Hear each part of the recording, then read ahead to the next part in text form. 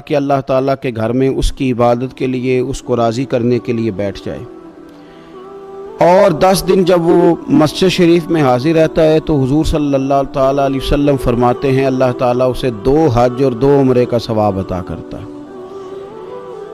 اعتکاف کے اندر کچھ باتیں بڑی ضروری ہوتی ہیں، جیسا کہ انسان کو بلا ضرورت طبی مسجد سے باہر نہیں آنا، اس کو کوئی فضول بات نہیں کرنی، اس کو کوئی ایسا کام نہیں کرنا کہ جو شریعت اسلامیہ جس سے منع کرتی ہو۔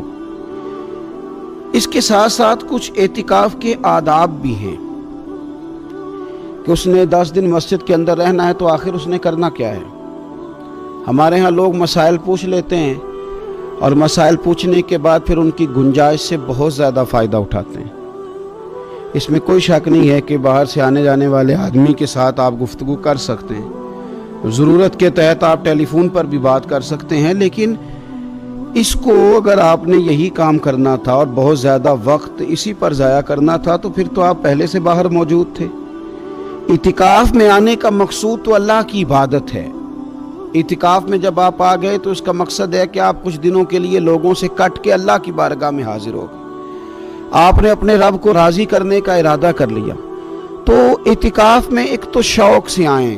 ہمارے علماء نے لکھا ہے کہ زندگی میں ایک بار تو اعتکاف کاری لینا چاہیے، اس پر توجہ ہو ہی جانی چاہیے۔ وقت ملنا تو زندگی میں پراپر طریقے سے تو بڑا مشکل ہوتا ہے، لیکن وقت نکال کے اعتکاف میں ایک دفعہ تو زندگی میں آ ہی جانا چاہیے، اور کسی کو ہر سال موقع مل جائے تو پھر تو کیا ہی بات۔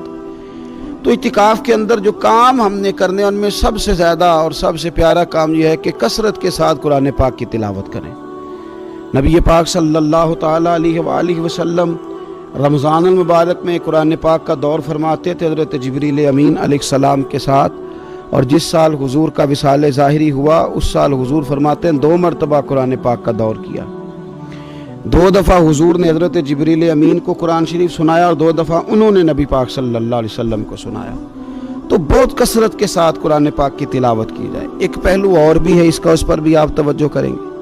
قرآن مجید کو پڑھنا بھی ضروری ہوتا ہے اور صحیح پڑھنا سب سے زیادہ ضروری ہوتا ہے۔